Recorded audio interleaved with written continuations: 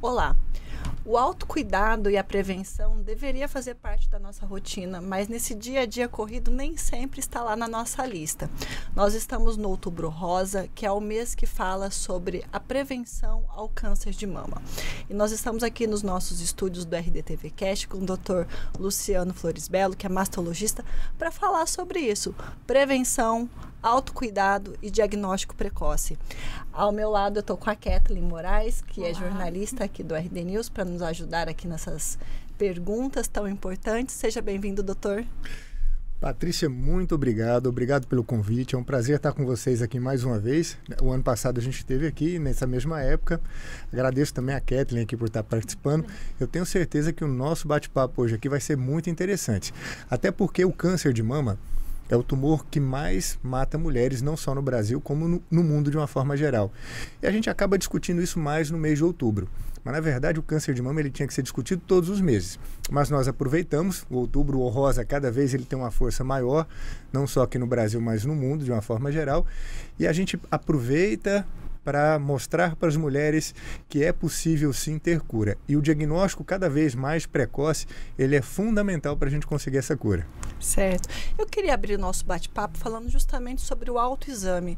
Doutor, para quem está nos assistindo, nos ouvindo, enfim, como fazer esse autoexame, como localizar, de repente, algum achado aí que seja necessário procurar um médico com uma certa urgência? Sim. Como que as mulheres que estão nos assistindo podem fazer esse autoexame? Sim, Patrícia, o modelo aqui será eu mesmo, né? Eu vou mostrar aqui como é que funciona.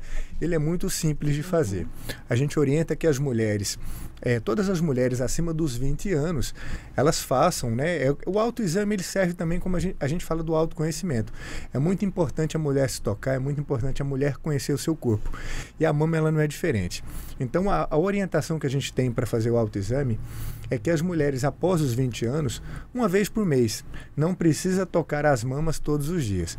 Até porque se começar a examinar demais também, vai começar a ter dor na mama e já começa, talvez, ter uma preocupação um pouco maior, porque às vezes a pessoa, estou com dor na mama, eu posso ter algo grave, e não é isso, também não existe, tá? Dor na mama é comum, igual dói o braço, dói a perna, às vezes dói a mama também. Então, uma vez por mês, geralmente, aquelas mulheres que menstruam, a gente recomenda que faça o autoexame 7 dias após o término da menstruação. O motivo disso é que, durante a menstruação ou no período menstrual, a mama está mais inchada, ela está mais túrgida por causa dos hormônios femininos. Essa variação hormonal toda mulher tem e os hormônios eles estão mais aumentados ali no período menstrual e a mama ela fica mais inchada e fica mais difícil de examinar. Então o ideal é fazer o exame após o 7º dia da menstruação, uma vez por mês. Doutor, eu não menstruo mais, eu sou menopausado, eu já tirei o útero, ou eu tomo anticoncepcional de forma contínua, eu não tenho menstruação. Marca um dia específico do mês, dia 5, dia 10, dia 20, independente do dia, e que aquele dia seja o dia habitual para ela fazer o autoexame. O autoexame consiste em 2 fases. A primeira fase que a gente chama de fase estática, que ela não palpa, ela vai estar de frente ao espelho, vai levantar os braços ou colocar o braço na cintura e fazer força para frente. Esse movimento, a mulher ela vai perceber se existe alguma retração, ou seja, se faz algum buraco na mama, ou se tem abaulamento, ou seja, se ela vai perceber se existe mudanças na anatomia da mama. Ela não colocou a mão ainda, ela só olhou na frente do espelho, fez um movimento de flexão, de contração da musculatura aqui do peito, ou levantou os braços.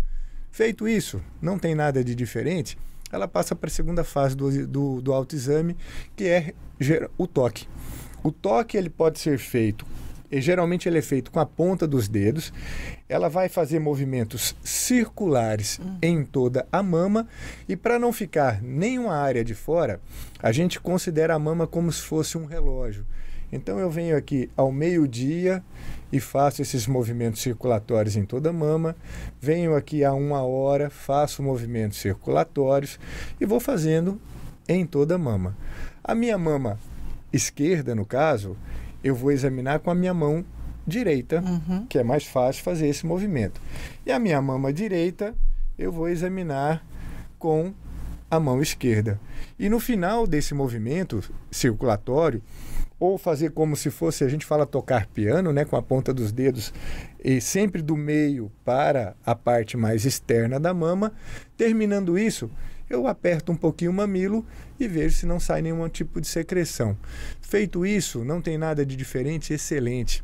Só o mês que vem que ela vai fazer isso novamente. Recomenda-se fazer isso. Pode ser durante o banho, porque você passa sabão, fica mais fácil você palpar sua mama. Pode ser quando você for dormir, você coloca a mão atrás da cabeça e faz esse exame. Desta forma, nós conseguimos, não digo exames precoces. Quando a gente fala de exame precoce ou diagnóstico precoce, a gente vai falar um pouquinho disso também. É ultrassom e mamografia. Mas o autoexame eu consigo identificar nódulos até 2 centímetros. Então é muito melhor eu tratar um câncer de mama de 2 centímetros do que eu esperar ficar com 5, 6 e de repente faz muita diferença aí no tratamento. E assim, quando você vai fazer o autoexame, não necessariamente o nódulo você vai sentir alguma dor, né? O nódulo dói, não dói? Não dói, Kathleen. Dor mamária é muito comum. Hoje eu estive atendendo, né? Eu vejo assim todos os dias, eu atendo praticamente todos os dias aí a parte de mastologia. Se você ficar ali na sala de recepção do meu consultório, você vai perceber que 80% das consultas estão relacionadas à dor mamária. E a mama é normal doer. Praticamente todas as mulheres sentem dor na mama, principalmente nesse período menstrual ou pré-menstrual. Umas mais, outras menos. Dor é uma coisa subjetiva. Eu posso classificar minha dor como de uma escala de 1 a 10. Eu posso classificar como 4. E o mesmo tipo de alteração, o mesmo tipo de problema na sua mama, você pode classificar como 8. Então, isso é uma coisa subjetiva e a gente trata de acordo com essa escala de dor. Mas só do fato da mulher procurar o médico e saber que a dor mamária ela não está relacionada a câncer, já alivia muito essa dor. Então, assim, eu tenho muitas consultas de mulheres com dor mamária e na maior parte das vezes essa dor mamária está relacionada a essa variação hormonal e a hora que ela senta, a gente conversa, fala, olha, você não tem nada, pode ficar tranquila. Essa dor sua está relacionada ao ciclo menstrual, né? Ao ciclo hormonal da mulher de uma forma normal. E eu pergunto no final da consulta, você acha que precisa tomar remédio para essa dor? Não, doutora, eu só queria saber se eu não tinha câncer. Então ajuda muito. Quando a gente fala que câncer não dói, é uma grande verdade. Câncer dói, mas quando ele está numa fase mais avançada, aquele tumorzinho pequenininho inicial, geralmente é silencioso. Não dá, ele está caladinho lá querendo crescer. Doutor, e assim, todo nódulo é maligno, né? A gente às vezes pergunta sobre isso, porque às vezes você tem um nódulo, ele vai ser necessariamente maligno, necessariamente vai precisar fazer uma biópsia para saber se ele é maligno. Como que vocês fazem essa distinção? Perfeito. Patrícia, essa dúvida também é de todos os dias, né? Além da dor mamária, são os nódulos mamários, são as principais causas de consulta ao mastologista. Quando a gente faz o autoexame, quando a gente orienta para a mulher fazer o autoexame, muitas vezes ela identifica esses nódulos. E tem diferença sim. Existem nódulos benignos e nódulos malignos. Existem tumores benignos e tumores malignos. Às vezes a mulher fala assim, eu tive um tumor. Ela pode ter tido um tumor benigno, não necessariamente câncer. Câncer já é câncer. Então, o nome câncer já fala que é um nódulo ou um tumor maligno. Quando eu defino nódulo, eu posso ter um nódulo benigno e posso ter o câncer. O nódulo benigno, ele corresponde a 90% das nodulações mamárias. Então, aquela mulher que identificou, fez, eu tenho medo de fazer um autoexame e identificar um câncer. Você só está adiando o problema, porque se o câncer está ali, o seu medo não vai mudar em nada, você vai continuar com ele e às vezes você vai fazer um diagnóstico numa fase mais tardia. Mas quando a mulher faz o autoexame e ela identifica um nódulo, não fiquem preocupadas. 90% destes nódulos são relacionados a nódulos benignos, nódulos que não são câncer. E esses nódulos que não são câncer, eles não se transformam em câncer. Então, a maior parte das mulheres que têm nódulos mamários não necessariamente são mulheres que têm câncer de mama. E aí vocês precisam necessariamente fazer a biópsia ou pelo formato, enfim, pela forma como aparece na imagem é possível já identificar? Pela imagem, pelo exame clínico já é possível imaginar. A gente tem alguns parâmetros para fazer biópsia ou não. A mastologia, ela é baseada em protocolos. Eu acho que Eu acho isso fantástico. Não é difícil ser mastologista, pessoal. Se tem algum médico escutando aí, ou que está fazendo medicina, é uma especialidade maravilhosa. Eu falo por mim, além de me sentir mais útil, que a gente está realmente cuidando de vidas e fazendo a diferença na vida das mulheres que precisam e estão fazendo tratamento, a gente segue muito o protocolo. Existe uma classificação, essa classificação é uma classificação internacional. É um nome difícil, mas todo exame que vocês fizerem, vocês mulheres que fizerem, é mandatório que tenha essa classificação, chama BIRADS. Eu acho que vocês mulheres que já fazem exame já devem ter visto. E a biópsia, ela é direcionada principalmente por essa classificação.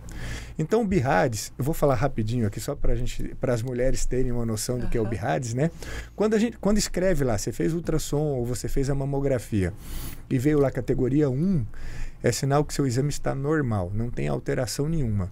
Então, a mulher que tem lá categoria 1 nos seus exames, basta fazer exame de rotina uma vez por ano.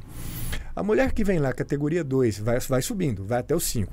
A mulher que vem categoria 2, o 2 significa que existe uma alteração, mas essa alteração é benigna. Vou dar um exemplo para vocês. Mulheres que têm prótese mamária. Então, mulher que colocou prótese sempre vai ser categoria 2. Ela não tem cisto, ela não tem calcificação, ela não tem nódulo, mas ela tem uma prótese que, queira bem ou mal, é muito bom, excelente. Já vou avisando que não aumenta o risco de câncer de mama aquelas mulheres que têm prótese. Só que toda vez que fizer o exame vai dar categoria 2, porque tem algo ali que não é dela, mas eu tenho 100% de certeza que aquilo ali não vai virar um câncer. Então, essa mulher, classificada como 2, ela também continua fazendo exame uma vez por ano. A categoria 3 já começa a mudar um pouquinho. Categoria 3 é aquelas mulheres que têm nódulo ou têm calcificação, que eu tenho 98% de certeza de ser benignas. Mas tem 2% que pode ser um câncer, mas está com a carinha ali muito boazinha. Mas, a princípio, 98% de não ser câncer. Nesse tipo de mulher, se ela não tem um histórico familiar importante de câncer de mama, ainda não há necessidade de fazer biópsia. Só que ela tem necessidade de encurtar o tempo de realizar o exame. A gente orienta que ela faça esse exame de 6 em 6 meses. Do 4 para cima, já tem necessidade de biópsia. Entendi. Então, quando eu tenho uma categoria 4 de BIRADS no ultrassom, eu tenho 13% de chance de ter um câncer de mama. E daí, aí só vai subindo. Então, assim, do 4 para cima tem necessidade. E dá para sentir, né? A gente que é médico, mastologista, ao palpar, fazer o exame clínico das mamas, dá para identificar também se você tem uma suspeita maior ou uma suspeita menor de câncer de mama. Não sei se deu para entender, mas sim. Deu uma... E tem aqueles nódulos que desaparecem depois, por exemplo, após a amamentação? É normal? É comum? Kathleen, é normal. É engraçado. Medicina tem 2 palavras que a gente não fala, é sempre e nunca. Não dá para você usar essas 2 palavras, né? Sempre é assim ou nunca vai acontecer. Os nódulos benignos, em 20% dos casos, eles podem desaparecer. E é por isso que, quando aparece um nódulo benigno, ele é classificado como categoria 3. A gente faz um novo ultrassom depois de 6 meses e observa qual é a característica dele. Ele pode crescer, ele pode continuar crescendo, aí tem indicação de cirurgia. Caso ele chegue 2, 3 centímetros, tem indicação de cirurgia. Ele pode estabilizar, quando eu identifiquei esse nódulo, daqui a 6 meses ele vai estar do mesmo tamanho. Na maior parte das vezes é isso que acontece. Em uma pequena proporção de 10% a 20%, ele pode desaparecer. Então, assim, o paciente ele pode fazer ultrassom, 6 meses atrás, e voltou agora, fez um novo ultrassom e não ter mais. De 10% a 20% isso pode acontecer. O senhor falou aí na questão lá do BIRADS, né? Quando está no nível 3. E aí entra a paciente, ela tem um histórico familiar, por exemplo. O que entra nessa questão do histórico familiar? É genético? Essa coisa do câncer, ele tem alguma genética envolvida? Ele passa de família? Olha só, Kathleen, isso aí também todos os dias a gente escuta isso, né? É mito ou verdade, doutor? Não, a gente pensa muito sobre isso. É verdade, né? O câncer, ele é genético. Mas ele não é só a genética. Hoje as mulheres que têm câncer de mama, que tem o gene, existe um gene que chama BRCA1, BRCA2, que é o principal. Existem vários genes que eles mudam, né? A gente tem nosso código genético e nós já nascemos com esse código genético.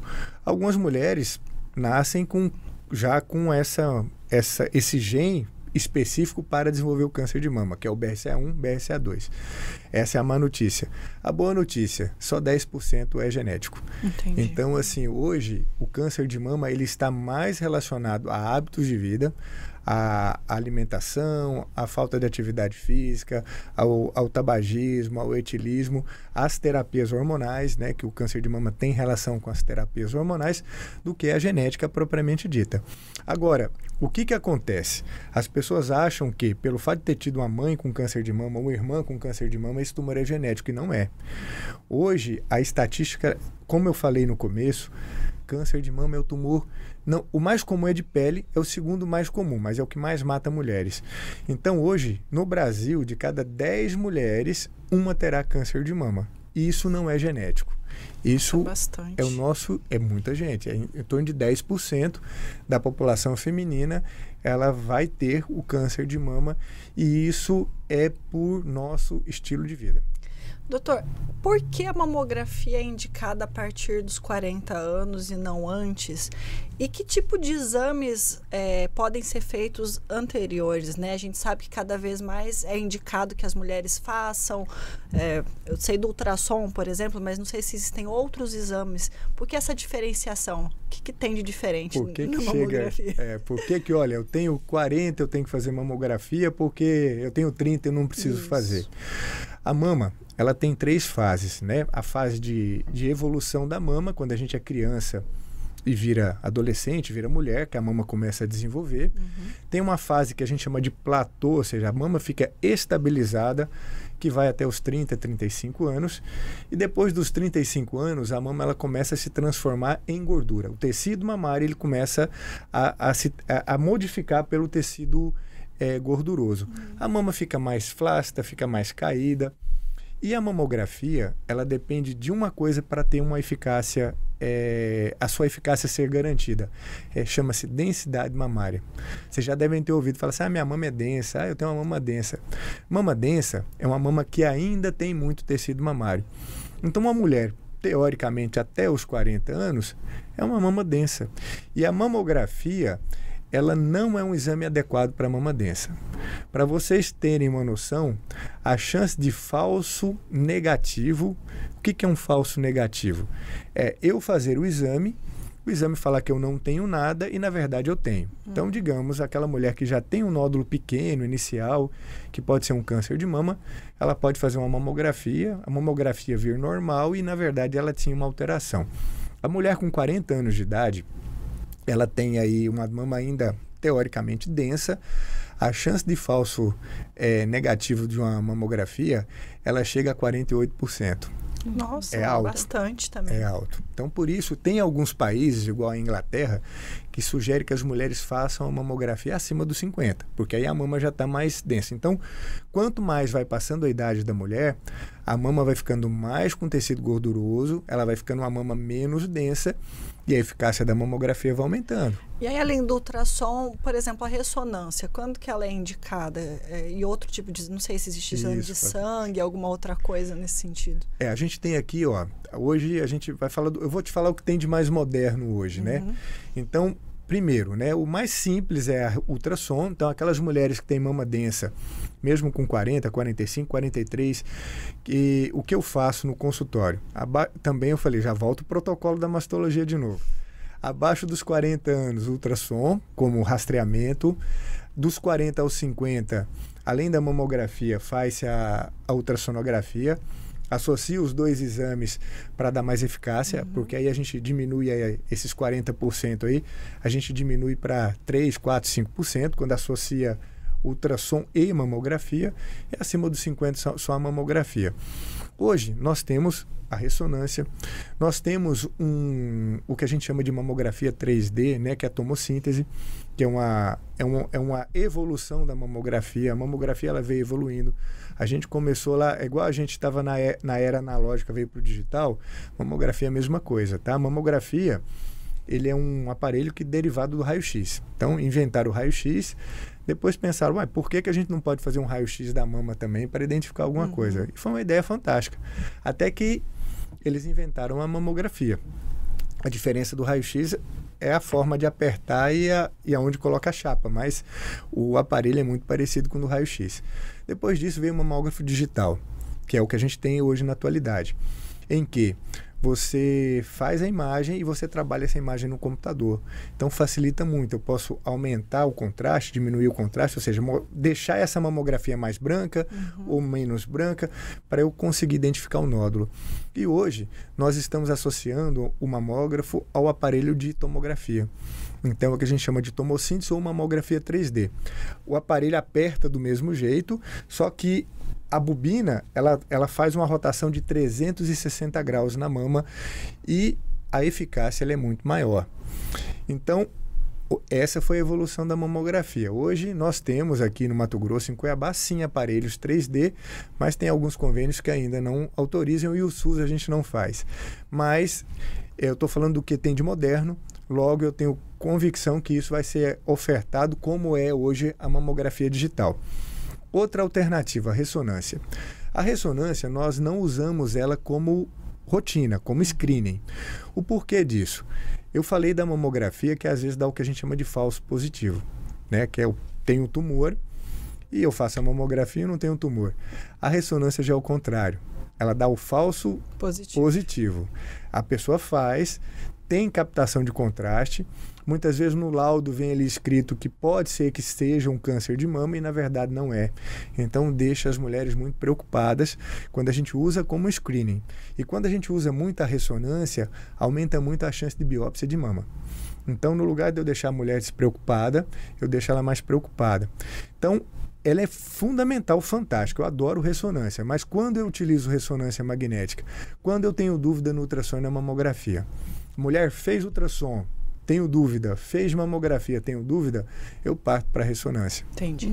E assim, além da modernização desses equipamentos, dos exames, também tem a modernização da cura, do tratamento, né, aliás, sim, né? E assim, sim. o que tem hoje de diferente que a gente pode falar em relação ao tratamento que era feito antigamente?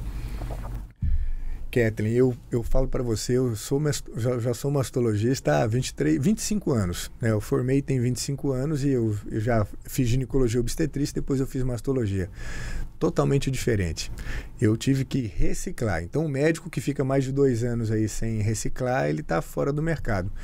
Para você ter uma noção, quando eu me formei há 25 anos atrás, quase todas as mulheres que tinham câncer de mama, o tratamento iniciava-se com a cirurgia, tinha que tirar a mama toda, independente se o tumor era pequeno ou se era grande, a cirurgia era mastectomia. Era uma cirurgia extremamente grande, radical. Às vezes a gente via muito aquelas mulheres que tinham o braço grosso, que a gente chama de linfedema, porque tirava todos os gânglios axilares e tinham no máximo 4 drogas ou 4 medicamentos que eram utilizados da quimioterapia para essas mulheres. Só isso. Né? A gente não tinha mais arsenal nenhum. Então, tirava a mama, fazia mastectomia, utilizava essas medicações e rezava para dar certo. Né? Curava? Sim, curava. Mas a eficácia não era tão alta comparando com os dias atuais. Hoje em dia, eu falo que o câncer de mama hoje ele ficou individualizado o tratamento. Tanta informação e tantos tipos de medicamentos que temos. Hoje nós temos mais de 30 medicamentos que são utilizados para o câncer de mama. As cirurgias elas ficaram cada vez menores.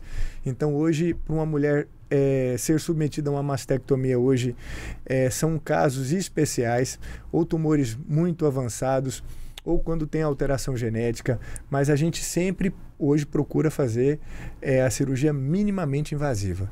É tirar o tumor e tirar alguns linfonodos da axila, que a gente chama isso de linfonodo sentinela. Então, as mulheres, elas não parecem, né, pela cirurgia, não tem mais, a gente não procura mais fazer aquela cirurgia mutiladora.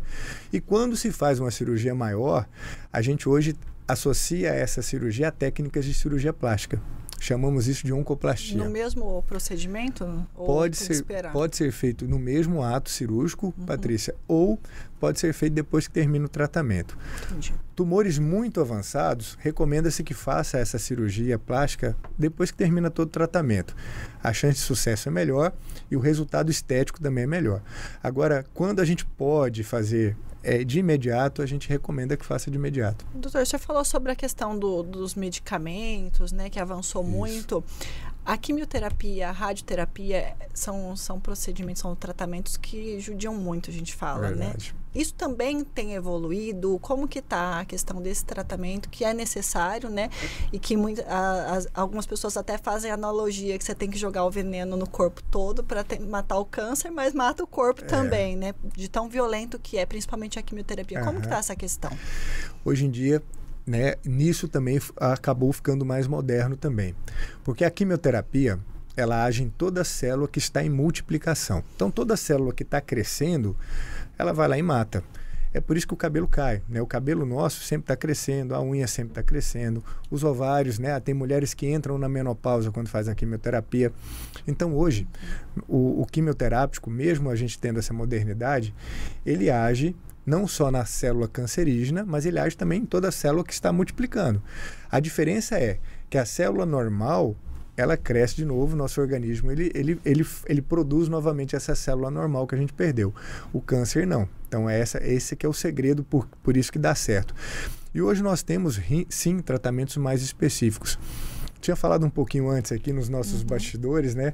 Falando de anticorpo monoclonal, que é como se fosse, eu chamo de cavalo de Troia, que é você coloca o medicamento dentro de um presente e dá de presente para o tumor.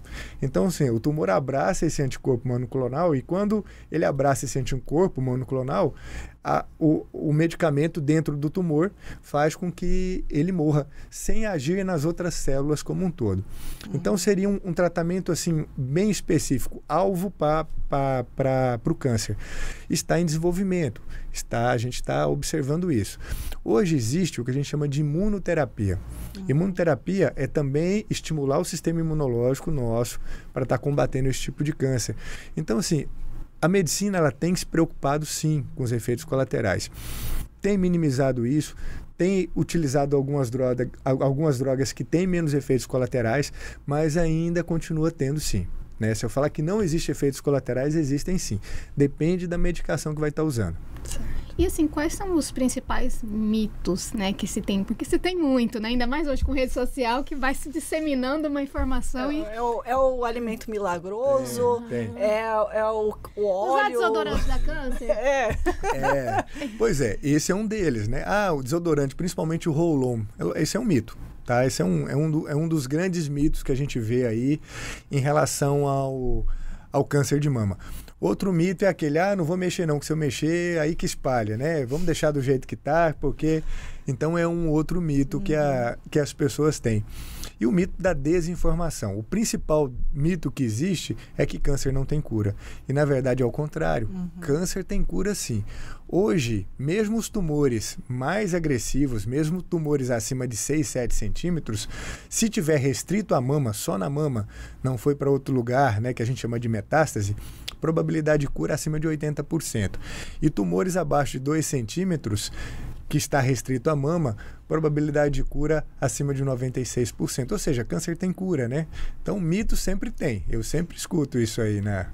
E tem chance de vacina, doutor? Como que tá os estudos em relação a isso, que a gente tem, né, hoje a vacina para o útero e a gente sabe que os cientistas estão o tempo todo buscando por essa resposta. Como você bem disse, é um câncer que mata muito. Como que tá essa questão? Patrícia, eu acredito mais nos anticorpos monoclonais, né? Nesse tipo de você fazer uma terapia específica para aquele determinado tumor. Existem várias formas de desenvolver um câncer, né? Pode ser por radiação, pode ser por vírus, e o câncer de mama ele não tem muito a ver com vírus. A vacina que existe para o câncer, no caso de câncer de colo uterino, é porque a vacina é contra o vírus HPV. E esse vírus HPV é o que causa o câncer de colo uterino. Então, aquelas meninas que ainda não tiveram vida sexual ativa, elas fazem a vacinação ou até mesmo quem tem vida sexual ativa e queira também fazer a prevenção. Não interfere. Mas eu falo quando vacina é o que o Ministério Público, o Ministério da Saúde preconiza, que são aquelas meninas até seus 12 anos que têm vida sexual ativa. Por que disso? Ali eu vou combater o vírus, eu vou combater o HPV. Se o câncer de mama fosse em relação a um vírus, maravilha, você ia fazer uma vacina, ia estar tudo certo. Mas existem pesquisas neste contexto, né, de alguns medicamentos para realmente diminuir, para tratar esse câncer antes mesmo dele aparecer. E tem mais uma. Hoje a gente fala muito de inteligência artificial, né? Então a inteligência artificial é um novo boom. O último boom foi a internet, o próximo agora é a inteligência artificial. Com a inteligência artificial, a gente consegue identificar o tumor antes dele virar câncer. Então, coisa que a gente não conseguia fazer. Ainda não se faz isso, mas acredita-se que com o advento da inteligência artificial, eu posso identificar o câncer de mama até 3, 4 anos antes dele aparecer. Nossa, isso é um avanço num futuro tremendo. Próximo, isso. Vai ser no futuro próximo. Deus abençoe. Esperamos por isso. O senhor vai vir falar sobre isso. Amém, eu quero falar sobre isso, sim. Doutor, a gente já está chegando ao fim da entrevista. Eu queria fazer uma pergunta depois a Cat para fazer mais uma última. Nós estamos no Outubro Rosa, falando de mulheres, mas homens também têm câncer de mama, né? Também precisamos falar para vocês, homens, né? Sim. Enfim, queria que você falasse um pouquinho. Eu sei que a incidência é bem menor, mas ela existe. E nesse caso, como homem já não gosta de ir no médico e acredito que se apalpe menos, a chance de chegar numa situação mais delicada é maior, né? Sim. Eu fiz uma live recentemente também, e recentemente eu publiquei na minha rede social, no meu Instagram, falando sobre câncer de mama e homem. Porque não se fala muito, né? A gente chega no Outubro Rosa, a gente fala de câncer, que a mulher tem que cuidar, tem que se prevenir, mas o homem também. De cada 100 mulheres com câncer de mama, diagnosticadas com câncer de mama, um homem terá câncer de mama. A probabilidade é muito menor. Então, assim, é de 1% em cima do 100%. Então, de cada 100 mulheres com câncer de mama, um homem também é diagnosticado com câncer de mama. E os sintomas são os mesmos. Então, a mesma orientação que a gente fala para as mulheres, o homem também é importante ele palpar, ele entender um pouquinho da mama dele. Apareceu nódulo, saída de secreção, mudança da coloração da pele, é importante procurar um médico. A única diferença é que o homem a gente não recomenda fazer mamografia. Né? Então, o homem não existe essa rotina, vou fazer ultrassom, vou fazer mamografia. Então, o homem, é importante ele fazer o autoexame, e qualquer alteração, procurar auxílio médico. É mais comum em homens mais velhos, né? Então o câncer de mama é mais comum nas mulheres por volta dos 50 anos, no homem é mais comum por volta dos 60 anos, e ele identifica, né? Porque como ele não tem o tecido mamário como a mulher, então é mais fácil dele identificar. Nesse caso do homem também é hereditário ou não? O câncer de mama pode ser hereditário. Então, se tiver o gene, né, voltado para isso, pode ser. E um tipo de câncer no homem que tem relação com câncer de mama, que é hereditário, também é o câncer de próstata. Então, se tem muitas mulheres na família com câncer de mama, o homem também tem que tomar cuidado aqui, ele tem uma probabilidade maior de ter câncer de próstata. E no caso da mulher, tem uma probabilidade maior de ter o câncer depois, voltar o câncer em outras regiões, e aí no ovário, né? No útero? Sim. Quando tem a mutação genética, sim. O BRCA2, ele está relacionado também com tumor de ovário. Então, mulheres que têm alteração genética, às vezes, a gente faz o chamado mastectomia profilática ou adenomastectomia redutora de risco. Não é profilática, porque mesmo tirando a mama, pode ter câncer de mama. Então, a gente diminui aí 90%, 95% do tecido mamário. Essa mulher ela tem um risco menor e muitas vezes tem que tirar o ovário também, porque tem essa relação de câncer de mama e ovário nas mulheres que têm mutação genética. Doutor, para encerrar, a gente falou muito de cura e é lógico que a gente quer a cura, a gente persegue a cura. Mas dá para se falar em qualidade de vida para as pessoas que, infelizmente, diagnosticaram esse câncer avançado? Que tipo de... Tem tratamentos hoje que as pessoas conseguem conviver com essa doença por anos, talvez? Sim, dá e tem que ser feito isso, né? O câncer de mama, ele é uma doença que a gente... ele é multiprofissional e multissistêmico. Ele não atinge só a pessoa que tem câncer, ele atinge a família como um todo. Então, a função do mastologista, a função do oncologista, a função do radioterapeuta, ela é fundamental para que você consiga, da melhor forma possível, ter a cura. Existem pacientes que não têm cura, né? Existem pacientes que fazem o tratamento e muitas vezes são pacientes que fazem um diagnóstico já um pouquinho mais tardiamente, ou o tumor já saiu da mama, ele foi para outros lugares, foi para o fígado, foi para o osso, foi para o pulmão. São situações mais difíceis de tratar, de cura, né? Mas a gente continua, tem como a gente estabilizar essa doença, né? Ela pode ter lá um tumor no pulmão, vou dar um exemplo, de 2 centímetros e ficar anos com esse tumor de 2 centímetros. Ele vai continuar fazendo um tratamento e que vai dar qualidade, além de prolongar o tempo de vida desse paciente, vai dar qualidade de vida para esse paciente. Não adianta eu viver muito, eu tenho que viver com qualidade. Aí entra o que a gente chama de cuidados paliativos. Você tem apoio psicológico, você tem apoio do nutricionista, você tem um apoio de um educador físico. Então, além do seu tratamento, sua vida continua. O que as mulheres às vezes esquecem e que não entendem é que quando tem um câncer de mama, acha que a vida é só um câncer de mama. Ou o câncer de mama define quem é você. Câncer de mama não define quem é você. Então você não pode esquecer que a sua vida continua. Você vai tratar, você vai fazer o que é necessário.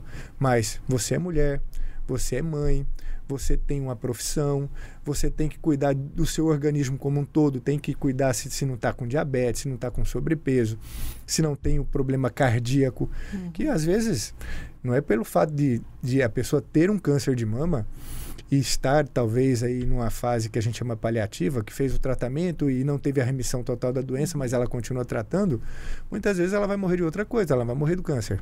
Ela pode infartar, ela pode ter outro problema.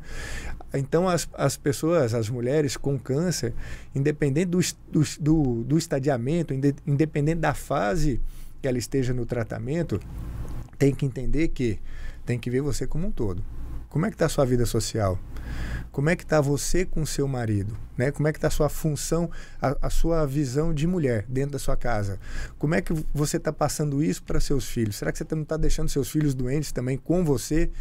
Então é fundamental e dentro do paliativo a gente tem um aporte de outros profissionais que são fundamentais aí para dar esse aporte. Certo, queria agradecer a sua ajuda aí. Obrigada. E a você, doutor, por todas essas informações. Caso queira deixar algum recado aí para quem está nos assistindo, nos ouvindo também, que também está no podcast. Olha, Patrícia, eu me sinto em casa aqui com vocês, viu? Se deixasse, a gente ia ficar umas 4 horas conversando aqui, que tem muito assunto, né? Falar de câncer de mama tem muita dúvida, tem muito assunto. Eu quero deixar, assim, recado para aquelas mulheres que não têm câncer de mama, da importância de fazer os seus exames, né? O Outubro Rosa, ele está aqui para isso, para mostrar que é importante fazer e o diagnóstico precoce ele é fundamental para você ter caso tenha um câncer de mama, um tratamento definitivo. E aquelas mulheres que estão com câncer de mama, que também estão nos assistindo, que é possível, sim, a cura. Então, é importante que você que está nessa situação, num tratamento oncológico, talvez não seja câncer de mama ou outro, você tem que ter uma visão clara de onde você quer chegar. Você quer a cura? Você tem uma visão clara para isso. O processo, o caminho que você vai passar, ele pode ser árduo, pode ser doloroso, não vou mentir para você, esse caminho ele não é fácil. Mas eu garanto para você, se você fizer o que você tem que fazer, pensamento positivo, se cercar de pessoas boas, procurar ajudas de profissionais adequados, procurar ajudas de pessoas, de grupos, né, voltados. Aqui no Mato Grosso tem o Grupo Life, tem o MT Mama, que te ajudam a passar por esse processo. Você não está sozinha nessa caminhada. Você pode ter certeza que você vai ter sucesso no seu tratamento. Não se esqueça disso. Tá certo. Você acompanhou, então, uma entrevista com o Dr. Luciano Floresbello, mastologista, falando sobre o Outubro Rosa, tirando dúvidas sobre o câncer de mama. E você assiste e ouve essa entrevista no Spotify, no site do RD News, no site do RDTV, nas nossas redes sociais, enfim, não vai faltar lugar para você assistir. Até a próxima.